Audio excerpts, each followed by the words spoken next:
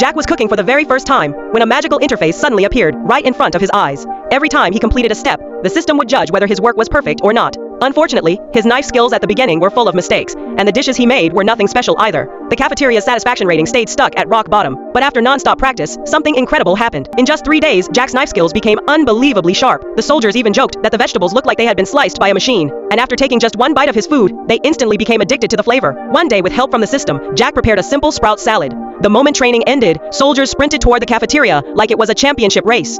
The satisfaction rating shot upward, and even the camp cats became his loyal customers. Then one day, Commander Mason arrived for a surprise inspection of the army's food. Unfortunately, the ingredient delivered that day was pollock fish, which happened to be the commander's most hated food. It had a strong fishy smell, and the meat was dry and tough. Since the daily ingredients were fixed, Jack had no choice but to somehow turn that fish into something edible.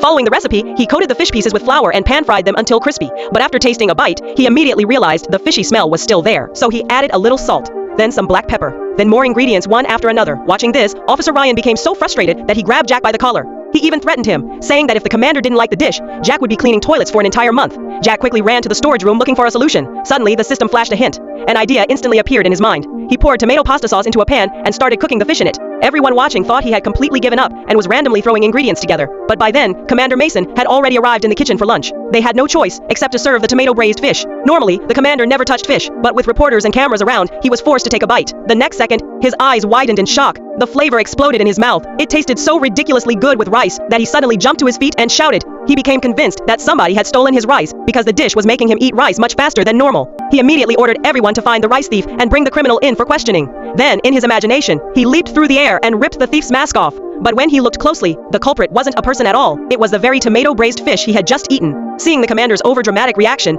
everyone was completely stunned. But once they tasted the dish themselves, they immediately joined the mission to hunt down the legendary rice thief. In the end, thanks to Jack's incredible cooking skills, the quality of food across the entire military camp improved dramatically. Officer Ryan personally presented him with a certificate of honor and promoted him to head chef of the main dining hall. If you love your life, then leave a like. If you want